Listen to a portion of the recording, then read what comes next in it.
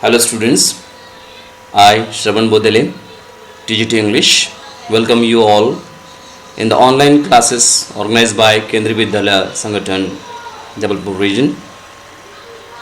This is class 10th and subject is English. Dear students, today I am going to discuss about first chapter from the book First Flight, and the title of the chapter is A Letter to God. The author of the story is G.L. Fuentes. Students, you must have visited post offices, okay, and you must have seen the working of post office. You must have seen this kind of picture as well, where postman taking letters and post from the letter box. This is one of the postcard used to write personal letters to someone close to us.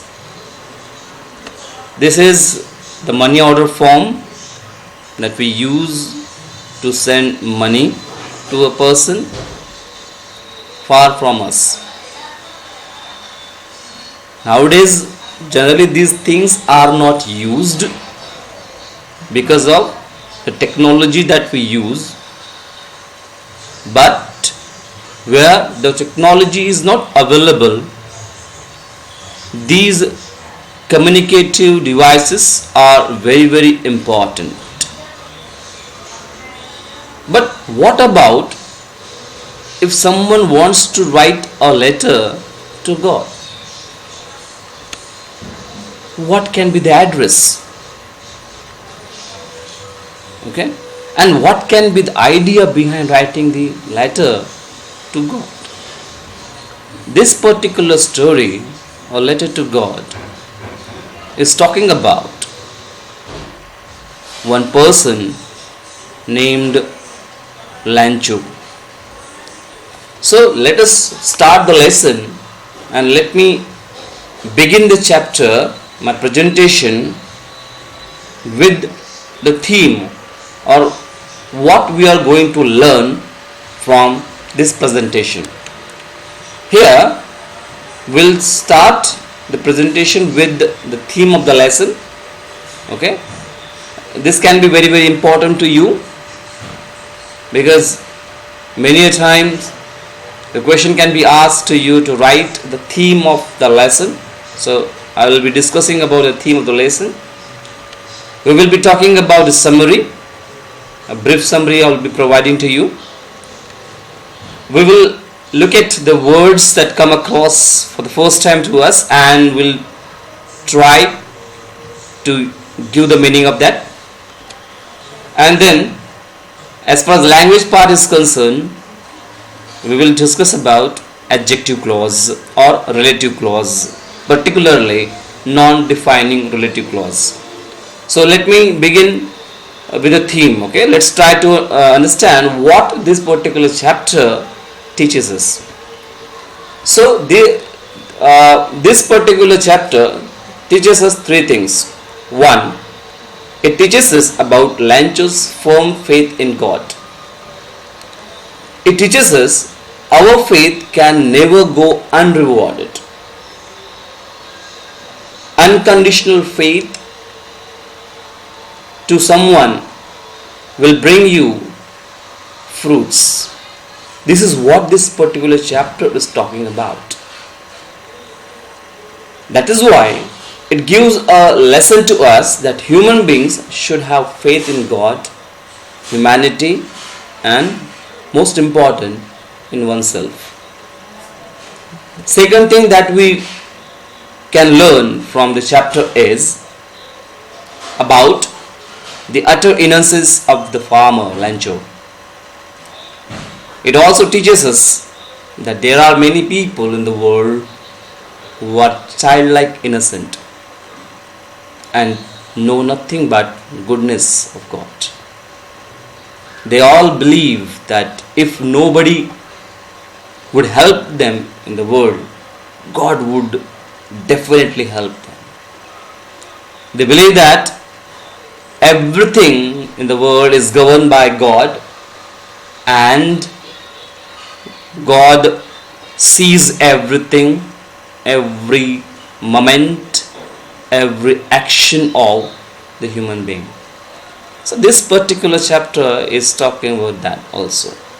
And the third thing that is very, very ironically, I would say, that sometimes even your kindness or your big-heartedness is not recognized by the person you help. Means if you help a person and if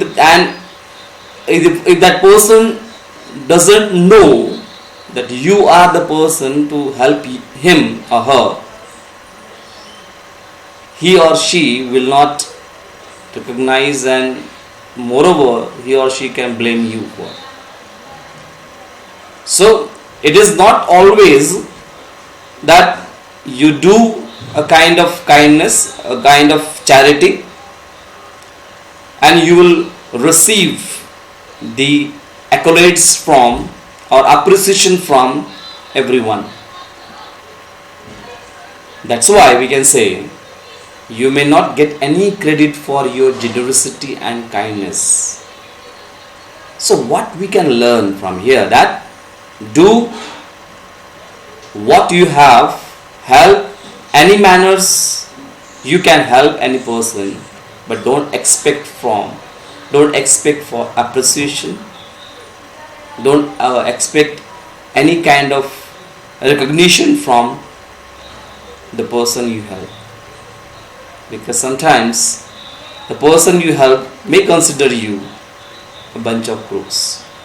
So these are the theme, or these are the learnings that we can learn from the chapter when we go in details. This is the first part of this chapter. I'll be dealing with the chapter in 3 parts. Okay, so we will come across all these points in details when we go line by line in the chapter. So let us have a quick summary of the chapter, quick look of the what the chapter is dealing about. Let's have the summary. The story is about an extremely hard-working man named Lancho, who was a farmer by profession. He was really very innocent and worked to an extreme level. He had a blind faith in God. Okay? His crop was destroyed due to heavy hailstorm. This is the problem that you come across. Next thing, he thought that God would surely help him by sending some money so that he could survive in this difficult situation, and he can sow new crop in his field, so that he would be able to feed his family for the entire year. He wrote a letter to God because he hoped that God would definitely help him by sending the money. That's why he wrote a letter to God in which he asked God to send some money. He demanded 100 pesos from God so that he could sow new seeds in his field to have a good crop that would help his family to survive for the entire year. So in the hope of that, he wrote a letter to God and asked God to send him 100 pesos. When he posted that letter in a letter box, and when the letter reached the post office, and the postmaster, who was in charge of the post office, when he read the letter, when he saw the address, it was written only God. So he actually laughed at the innocence of Lancho. because he found it very strange that how could anyone write a letter to God. Okay, the postmaster and the other postman of the office, firstly they laughed by seeing this kind of action, irrational action from Lancho, but they were thoroughly surprised by seeing the faith of Lancho in God. That's why they did not want to break that faith of Lancho in God. So that's why they extended their helping hand to Lancho. The postmaster asked the postman and other employees of the post office to collect some money, and he could collect only 70 pesos. He actually gave away part of his salary. They collected the money and they gave it into an envelope. After that, Lancho got that envelope and he was very happy. He was not at least surprised that he received money from God. He thought that God had sent money to him. So he opened the letter and found that the cash was less than what he had demanded for. And what he thought, that God must have sent him 100 pesos, but the people from post office had taken away 30 pesos. So he wrote another letter to God that requested him to send the remaining amount directly to him, not through the post office, because he believed that the post office employees were a bunch of crooks.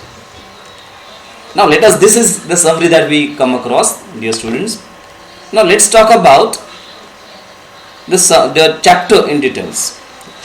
Okay, as I told you that I am going to take the chapter in 3 parts. This is first part that we are learning today. So let us read the chapter. Here, the house, the only one in the entire valley, sat on the crest of a low hill. From this height one could see the river and the field of ripe corn dotted with the flowers that always promised a good harvest. The only thing the earth needed was a downpour, or at least a shower. Throughout the morning, Lancho, who knew his field intimately, had done nothing else but see the sky towards the northeast. Now we are really going to get some water, woman. The woman who was preparing supper replied, "Yes, God willing." The older boys were working in the field while the smaller ones were playing near the house, until the woman called to them all, "Come for dinner." So this is what we have in the text in the book. So some words, there are some words, and we can find the meaning of the words like this. The crest means the top of a hill. Okay, means the house was on the top of the hill here. We got some new words over here. All right. Now see, entire means complete. Ripe means fully grown and ready to be eaten. Dotted with means covered with. Earth here in this paragraph, it means the field. Harvest means crop. Okay. Downpour, heavy rainfall that often starts falling suddenly. Shower, a short period of rain. Throughout the morning, we can say it is every part of the morning, every part of the time in the morning, throughout the morning. Intimately, very thoroughly, in complete sense, closely he knew his field. And supper means dinner, evening meal. Now dear students, this word just note it down. Note down all the words of and their meaning together. And look at this word properly, crest. Okay, crest means on the top of a hill. Here there is an idiom which actually is there. Crest means on the top on the crest of the wave. There is one idiom using the word crest. Okay, the idiom is on the crest of the wave. It means very happy, joyful, on the crest of a wave. Okay, if you use the same word crest, there will be another word, crest fallen. Okay, crest fallen. Crest fallen means very sad or very disappointed. Now dear students, we can make synonym and antonym using like this, that the idiom means the on the crest of the wave means very happy, very joyful, whereas crestfallen means very sad or very disappointed. Now remember this word, because I am going to use these words in the coming time. Alright, so this is what the text is from the book. Now what we can understand from this particular text here, in this paragraph, author G.L. Fuentes takes us to one of the countries of Latin America. Now dear students, Latin America means here these countries. Okay, this comes in the southern hemisphere. Okay, this is South America continent, and Latin America means the countries where Roman language like Portuguese, Spanish, French, this kind of language are spoken. Those countries are called Latin America. Okay, there are countries like Mexico, Brazil, Bolivia. Okay, all these countries actually they use Spanish, Portuguese and French language, and that's why they are called Latin America. Now dear students, in this paragraph the writer actually takes us to one of the countries of Latin America, where a small house was situated at the top of a hill.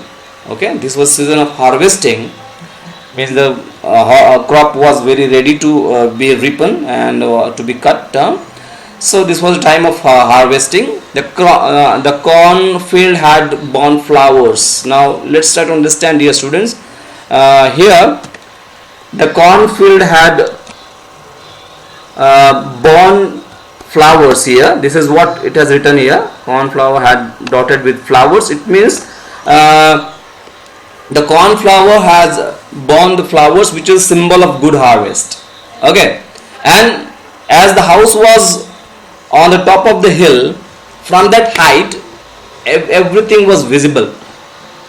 Okay, entire river, entire valley was visible, and since the corn had brought flowers on it, so Lancho believed that they were going to get some good harvest that particular year.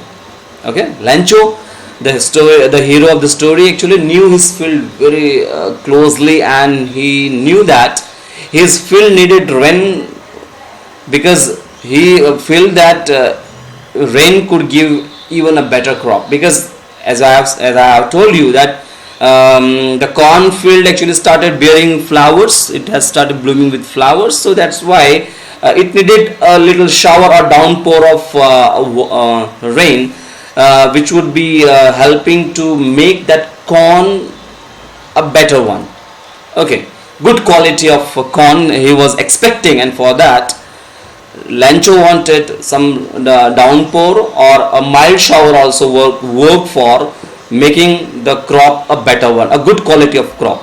Right, when he saw the clouds coming, he told his wife that they were really going to get some rain. When he saw towards the northeast direction, he saw some clouds coming, and he happily told his wife that they are going to get some water.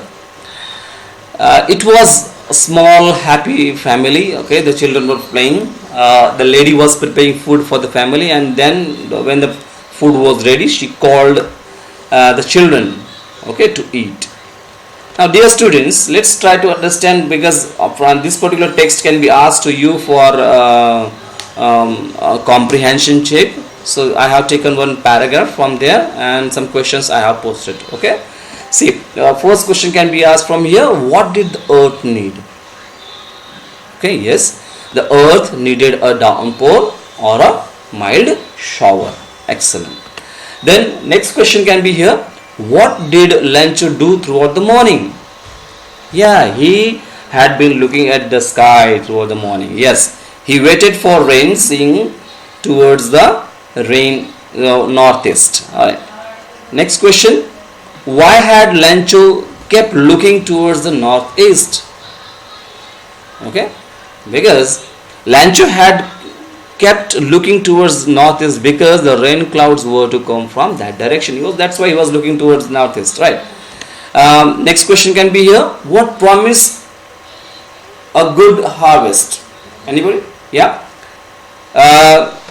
The cornfield dotted with flowers. Actually, the cornfield started blooming with the flowers. That was a promise for a good harvest. Now, dear students, I need you to write down all these questions and answers, so that it would be easier for you to attempt the questions in examination time. So there are some more questions here. Where was Lencho's house? This was on the top of the hill, top of a low hill. Next question can be here: what could one see from this house?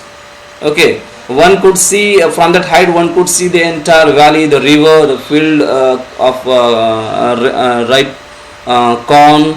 Everything could be seen from there. Okay, next question: did the rainfall fulfill the expectation? Yeah, this is beyond the text question. Okay, yes, it is not given here, but in the coming time, when he received the rainfall, and after some time the rainfall actually turned into hailstorm, the rainfall actually did not fulfill his expectation. Rather, it changed it into hailstorm and destroyed the crop completely. Right. Now, dear students, let's talk about the grammatical part of the story, grammatical part of the passage. Now, look at these sentences. 1. All morning Lencho knew his field intimately. Okay. Number 2. Intimately looked at the sky. This is one sentence. And another sentence is: the woman who was preparing supper replied, yes, God willing. Dear students, this particular clause, what is it doing? Okay, it is divided with dash over here. Okay, in either side of this clause there is a dash, and here also you can see in the second part this particular is separated with a comma. Okay, now what is this particular doing? Now this is one sentence. Okay, sentence 1. Okay, but there are two clauses. One, this is all morning Lencho looked at the sky, number 1, and the second clause is who knew his field intimately. Now dear students, I want you to look at very carefully here. This particular clause, what is this clause doing in the sentence? This clause actually is working as an adjective, giving more information about Lencho. Now we know about Lencho very much, that he looked at the sky. He looked at the sky, yes, but at the same time we get one more information from this clause, that Lencho knew his field intimately. Okay, so this particular clause is acting as an adjective. Adjective, the word which gives information or which give additional information about a noun or pronoun, and this particular clause is working as an adjective. That is why we call this clause in the second sentence also, this particular clause is giving us information about the woman. We know which woman this particular chapter, this particular sentence is talking about. But what that lady is doing, moreover, she actually, this particular phrase, the clause is giving more information about that. So this particular clause which is given in italics, which gives additional information about the noun antecedent, okay, it is called relative clause. What is relative clause? A clause which functions as an adjective in the sentence as they tell more about the noun concerned. Here, okay, here this particular clause, what is it doing? It is giving information about this particular noun, lancho. Okay, so that's why they are called adjective clause or relative clause, because these clauses are working as an adjective to the noun which they qualify more. All right. Now there are two kinds of relative clause. One is defining relative clause. It is restrictive. Another word we can say restrictive relative clause, or another type of relative clause is non-defining relative clause or non-restrictive relative clause. Now we are going to talk about non-defining relative clause. Now what is non-defining relative clause here? Non-defining relative clause simply tells us something more about the noun concerned. Now look at the sentence here once again. Here this particular phrase, this particular clause, who knew is filled intimately. It is actually giving more information about lancho, as we have discussed in the previous slide as well. Here this particular clause is giving information about what more that lady was doing, that noun. So this is what. Another thing, a non-defining relative clause begins with a relative pronoun. Now look at here. Here relative pronoun is used, that is who, and here the relative pronoun is used is who.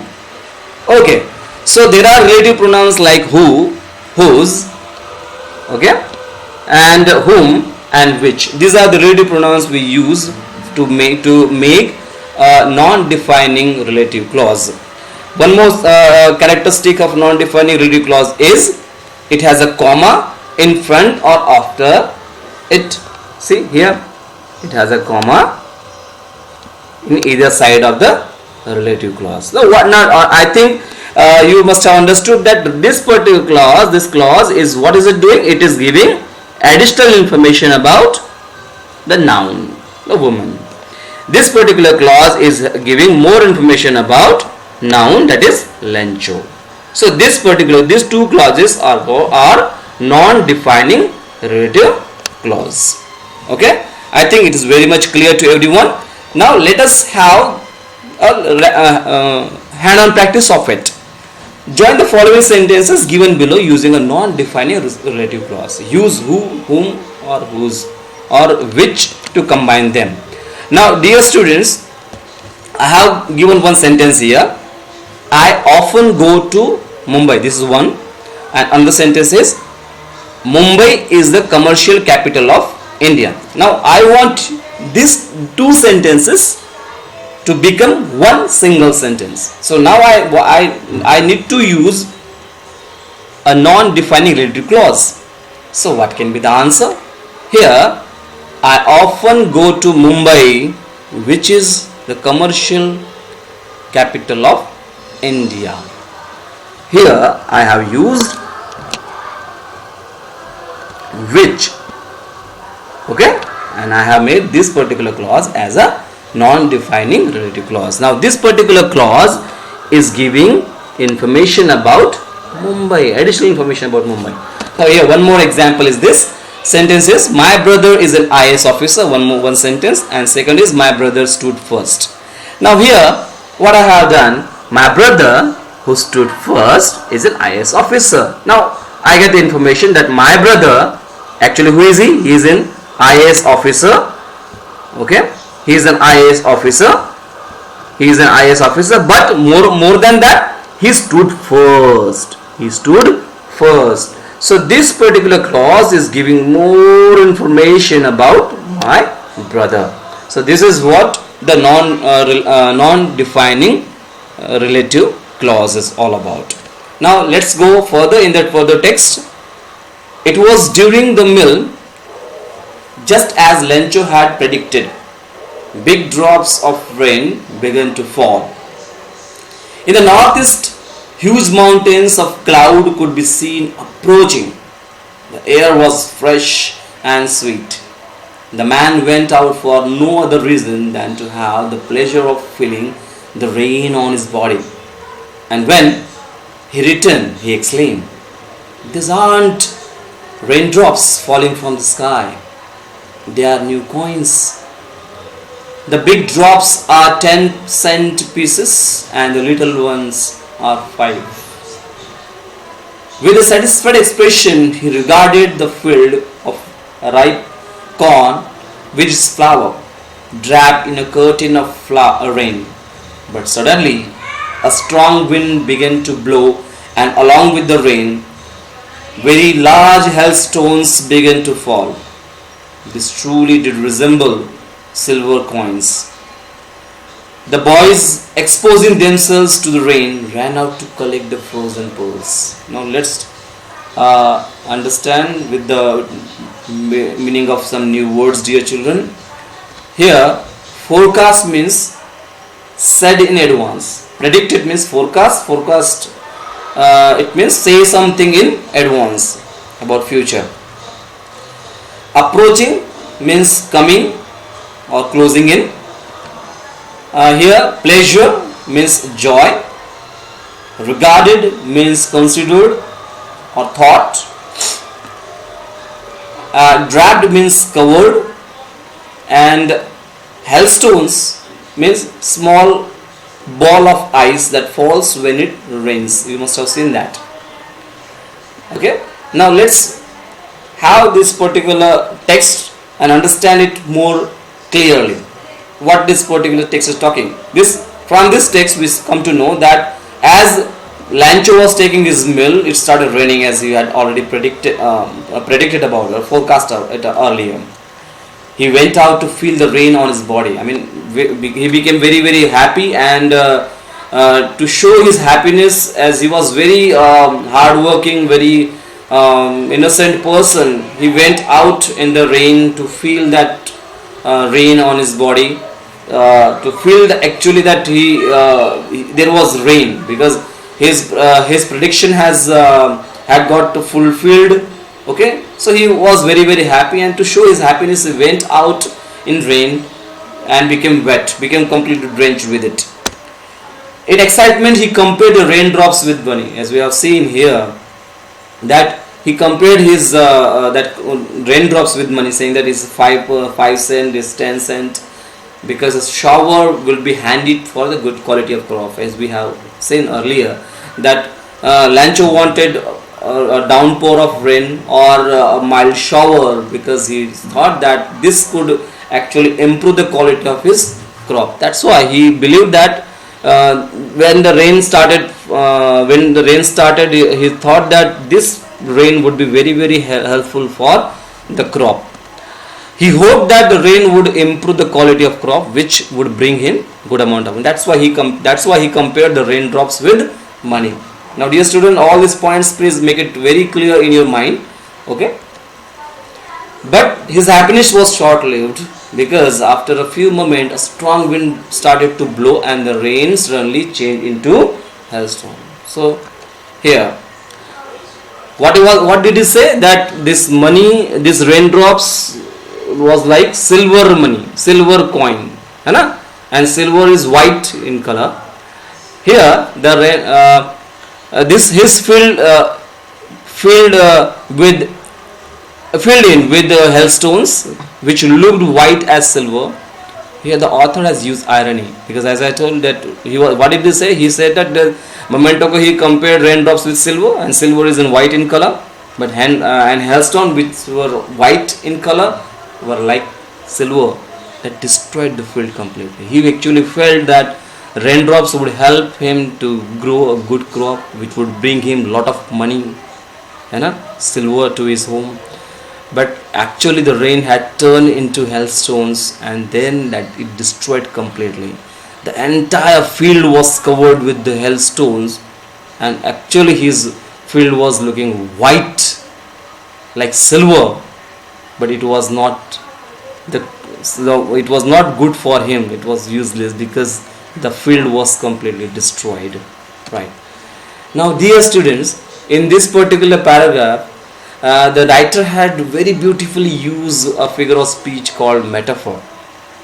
Okay, in one of the videos of the online classes, you must have seen about literary devices, figure of speech. There, you must have learned about metaphor, one of the figure of speech. What is metaphor? Metaphor compares two things or ideas.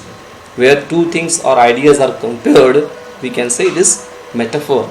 In other words, in metaphor, a quality or a feature of one thing is transferred to another thing. Means to one quality of one particular thing is given to some other thing. That is what then we say it is metaphor. For example, let me say a sentence: Siddharth is a walking encyclopedia. Here the two things are.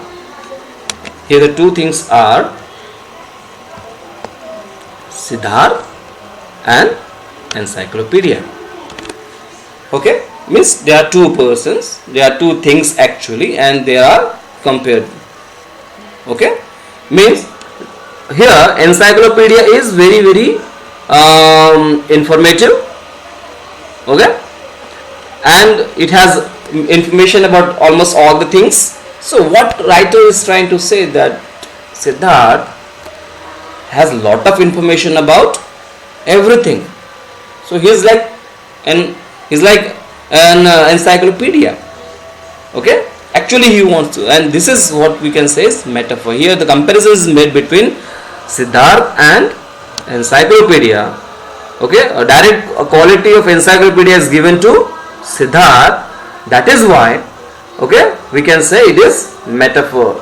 Okay, when we say this, we actually want to say that Siddharth has a vast knowledge about almost everything.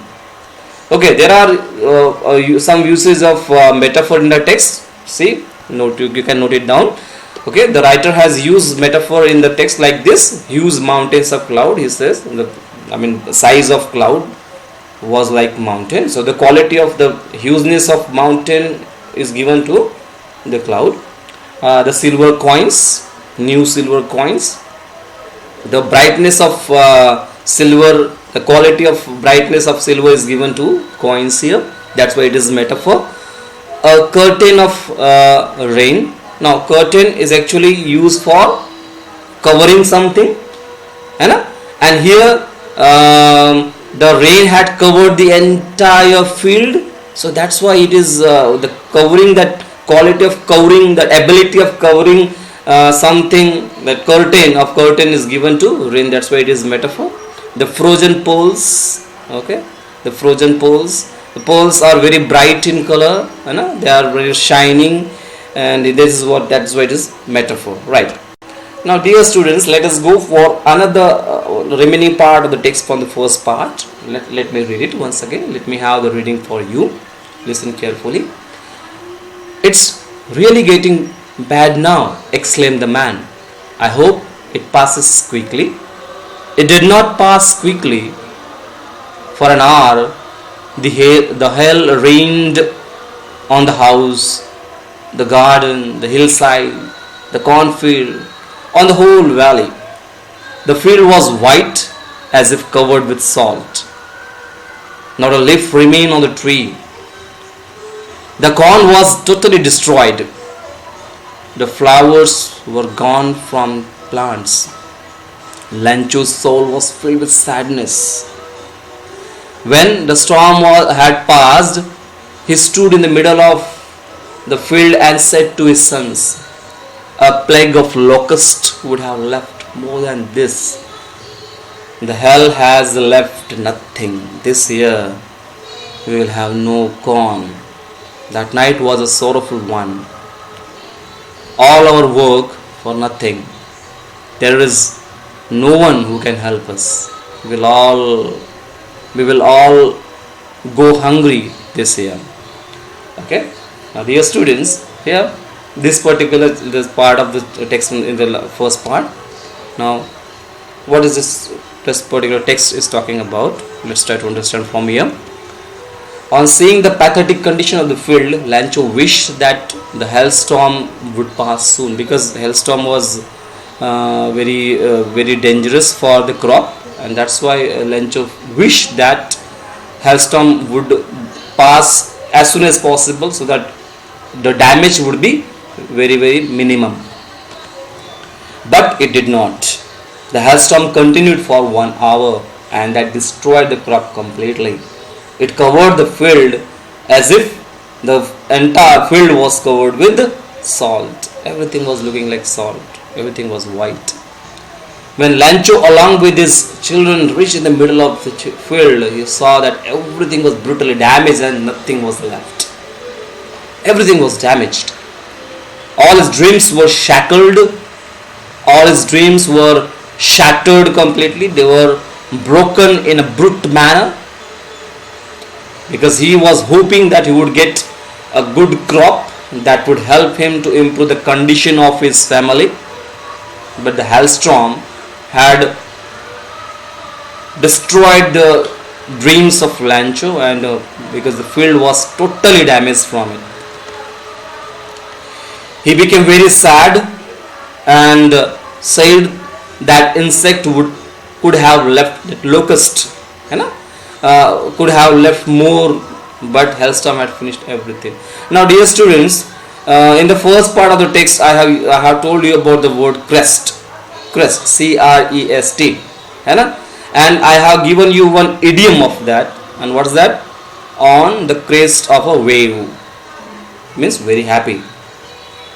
So we can say when the rain started, Lancho was on the crest of a wave.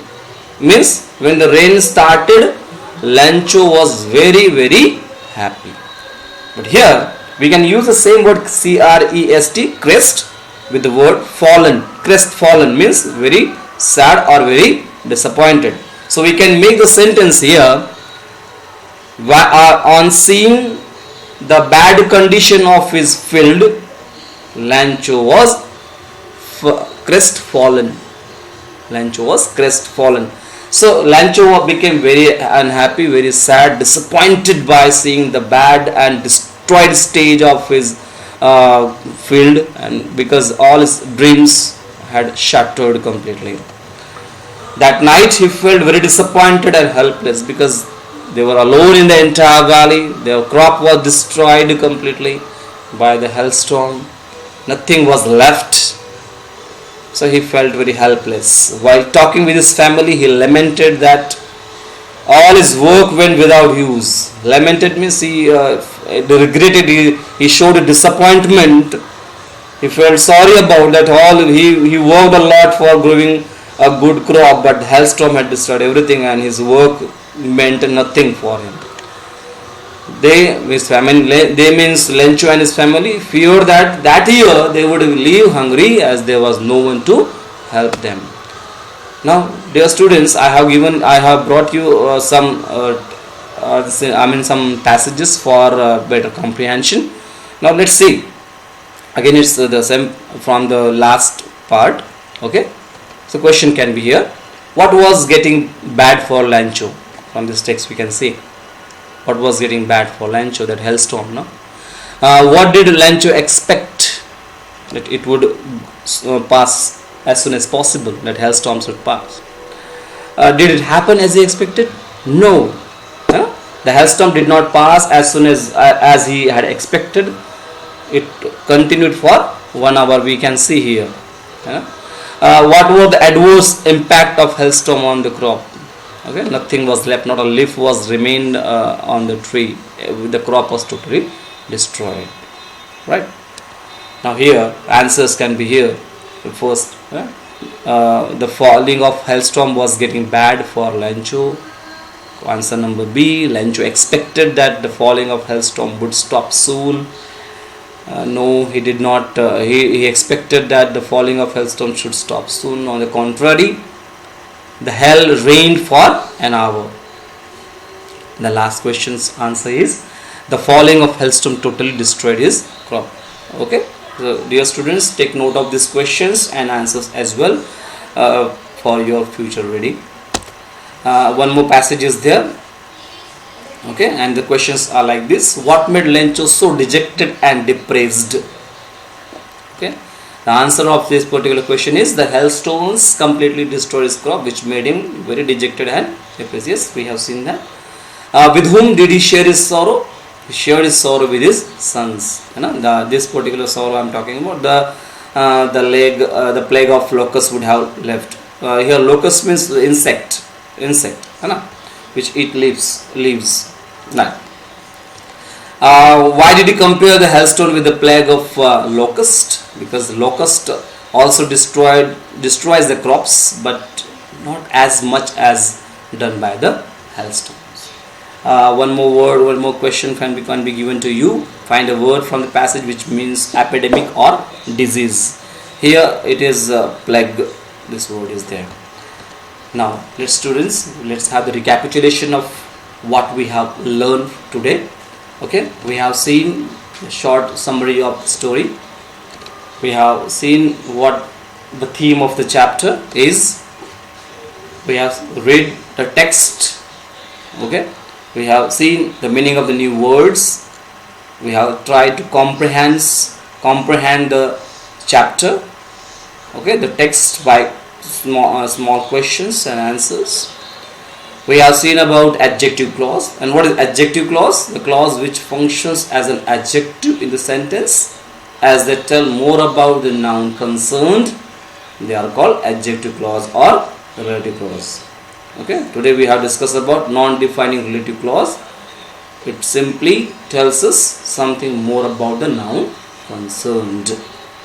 And lastly, we have seen metaphor. Metaphor is the comparison of two things or ideas. In other words, in metaphor, a quality of or feature of one thing is transferred to other thing. And last, we have seen comprehension. We have seen the questions for comprehension check. Now, dear students, these are home assignment for you. Okay, one is answer the following questions in 30 to 40 words. The questions are: Lencho calls the raindrops new coins. Why does he call them so? This is what we can answer very easy, I hope. Why did Lencho's happiness change into deep concern? This is one we can answer very nicely. Question number B is there. Answer the question in 80 words. Okay, the question is: how did the rain gladden his heart, but the heavy hailstones that followed left him a worried man? You know, he was happy when the rain started, and why he was. How did he share his sorrow with his family? This is how we can answer. And question number 3 is there. Combine the following sentences using a non-defining relative clause. Use who, whose, whom or which. Okay, the first one is: Lal Bahadur Shastri was the Prime Minister of India, and he was a simple man. Number 2, my mother is going to host a TV show on cooking. She cooks very well. Okay. Number 3, Lencho prayed to God. His eyes were closed. So these are the home assignment. Please do it very neatly. And thank you very much for being with me. And hope you see you soon in part 2. Okay. Thank you. And have a very nice day.